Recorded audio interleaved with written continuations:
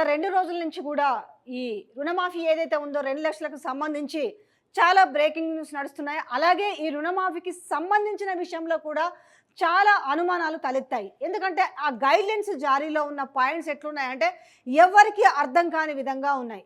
దాంట్లో ఏం చేసిరంటే ఖచ్చితంగా రుణమాఫీ అవ్వాలంటే రేషన్ కార్డు ప్రామాణికంగా తీసుకుంటున్నామని ఉంది అందులో. రెండోది వచ్చేసి పాయింట్ నేను ఆ వీడియోలో చదివి వినిపించాను కూడా. మహిళల పేరు మీద ఉన్న రుణాలు ముందుగా మాఫీ అవుతాయనేసి. సో ఈ రేషన్ కార్డు ప్రామాణికం కావచ్చు, దాని తర్వాత ఏవైతే 2 లక్షలకు పైబడి ఎవరికైతే చెల్లించాల్సి ఉంటుందో మీన్స్ వీళ్ళు 2 లక్షల రుణమాఫీ అన్నారు ఏకకాలంలో. ఈ పాయింట్ బాగా గుర్తుపెట్టుకోండి.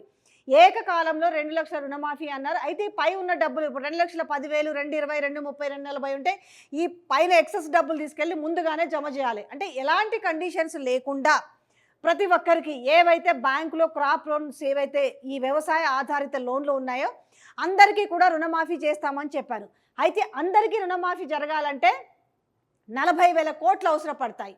కానీ ఇక్కడ వీళ్ళు చెప్తున్నది ఏంటి అనంటే 31,000 కోట్లతోటి 47 లక్షల మందికి రుణమాఫీ జరుగుతుంది, ఎక్కడా దేశంలో లేని విధంగా అని చెప్తారు.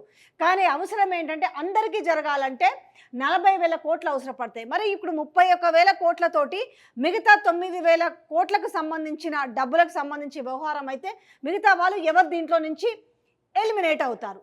సో ఇప్పుడు మళ్ళీ కూడా రేపు ఎల్లుండి బ్యాంకులలో జమ కాబోతున్నాయి. ఎల్లుండి సాయంత్రం అంటే ఈ టైం వరకు కూడా ఆల్మోస్ట్ బ్యాంకులలో కూడా జమ అవుతున్నాయి.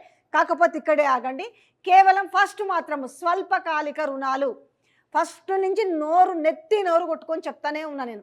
ఈ రకంగా ఉంటుంది ఏకకాలం. మీరు ఇప్పుడు బీఆర్ఎస్ని విమర్శిస్తారు కదా, వాళ్ళు 4 దఫాలుగా ఇచ్చిరు, 5 దఫాలుగా ఇచ్చిరు అనేసి 2018లో చెప్పినప్పుడు ఏంటి, ₹1,00,000 4 దఫాలుగా ఇస్తామని చెప్పి చేయడం జరిగింది అనేసి.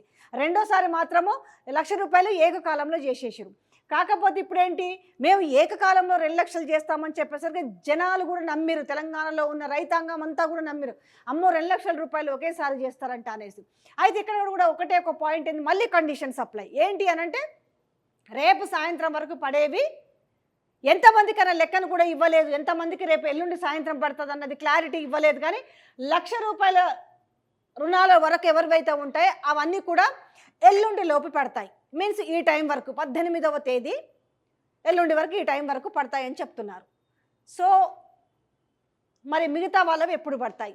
రెండోది ఈ ₹1,00,000 విషయంలో కూడా మళ్ళీ రేషన్ కార్డు ప్రామాణికంగా లేదు అనే ఒక విషయం కూడా చెప్తున్నారు. 18వ తేదీ సాయంత్రానికంతా కూడా రుణాలు అందరి బ్యాంకులలో పడతాయి, పడకపోతే కఠినమైన చర్యలు తీసుకుంటాము బ్యాంకర్స్ మీద కూడా చెప్తున్నారు. ఇంతవరకు బాగానే ఉంది. కాకపోతే ఇప్పుడు ఈ 18వ తేదీన పడే డబ్బులు ఏవైతే ఉన్నాయో ₹1,00,000కు సంబంధించి ఎవరెవరకు అర్హులు అనే విషయాన్ని కూడా క్లారిటీగా మళ్ళీ చెప్పలేదు. మళ్ళీ ఒక మెలిక పెట్టారు. అది ఎవరికి అర్థమవుతలేదు అందులో మేము ఉన్నామా లేదనేది. రేషన్ కార్డు ప్రామాణికం కాదంటున్నారు, కాకపోతే కుటుంబాన్ని గుర్తించడానికి మాత్రమే రేషన్ కార్డు నిబంధనని మళ్ళీ మాట్లాడుతున్నారు.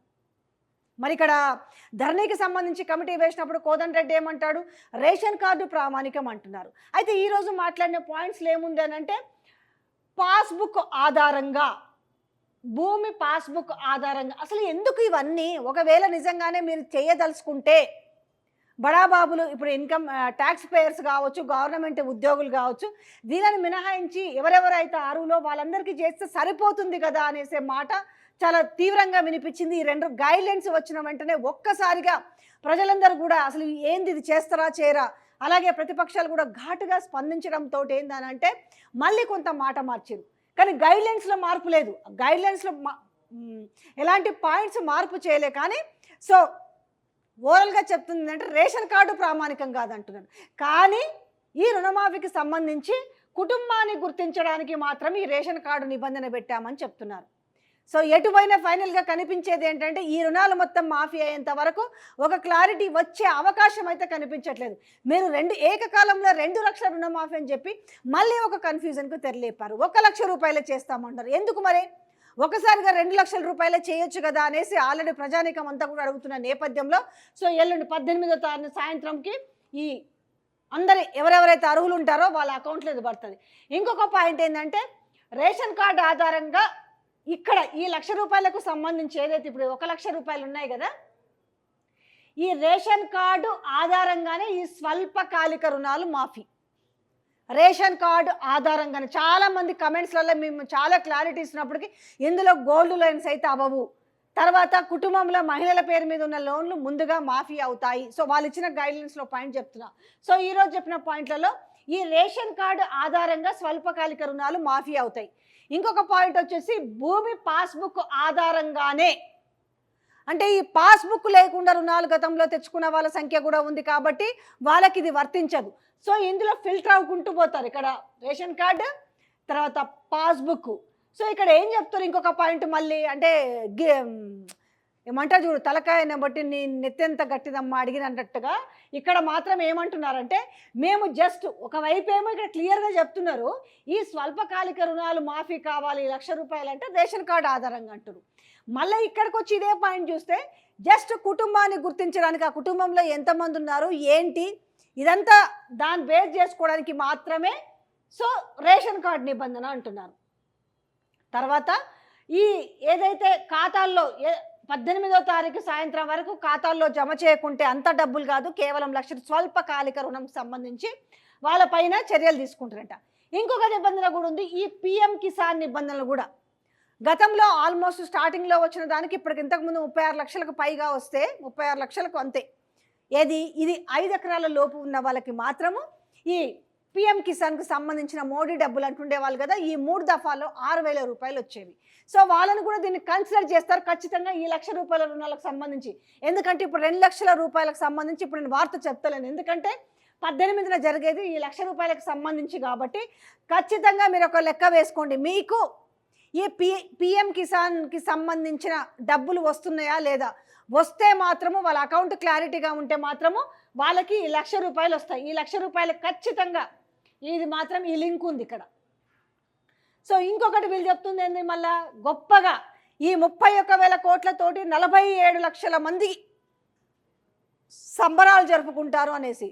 మరి రిమైనింగ్ ఆల్మోస్ట్ ఒక 40,000 పైచిలుకు రుణాలు ఉంటే మరి మిగతా ఈ 9,000 మంది, మీరు అన్నట్టుగా 31,000 కోట్లే అనుకుందాము, మరి రిమైనింగ్ ఆ డబ్బుల్లో ఎవరిని కోయదలుచుకున్నారు, ఎవరు దీనికి అర్హులు అవుతారు.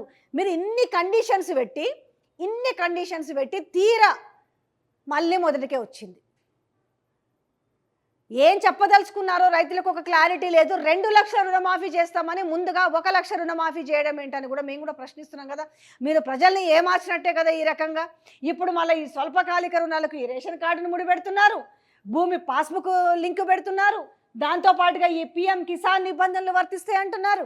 మొత్తం టోటల్గా కలిపితే 31,000 కోట్లు మేము రుణమాఫీ చేస్తామని మీరు చెప్పడం వరకు, చేయడం వరకు ఏం చేస్తారో తెలియదు. కానీ అయితే మనకు మిగతా 2 లక్షల రుణాలకు సంబంధించి కూడా ప్రతి ఒక్కరికి చేస్తాము, అండ్ ఈ భూమి పాస్బుక్ ఆధారంగా చేస్తారంట. పోనీ ఇప్పుడు ఈ 18ల ఈ స్వల్పకాలిక రుణాలకు సంబంధించి అసలు ఎంతమంది ఉన్నారన్న డేటాను కూడా రిలీజ్ చేయలేదు. అంటే రేపు ఆ పడ్డ తర్వాత అసలు కథ మొదలవుతుంది. సో ఎనీహౌ ఏది ఏమైనప్పటికీ ఎవరెవరికైతే పడుతుందో వాళ్ళు సంబరాలు అయితే చేసుకోవచ్చట. సో ఆ ఇన్ఫర్మేషన్, ఆ పాయింట్స్ కూడా వాళ్ళు చెప్పడం జరిగింది. సో ఇంకొకటి రేషన్ కార్డుకి సంబంధం లేకుండా ఈ ఆరోగ్యశ్రీ కార్డ్స్ కూడా ఇస్తారట, అదొక బ్రేకింగ్ న్యూస్ ఏదో చెప్పారు. సో ఏది ఏమైనా కూడా చల్లగా చావు కబురు చెప్పినట్టు రుణాల విషయంలో మాత్రం మెలిక మాత్రం చాలా పెద్దగానే పెట్టారు.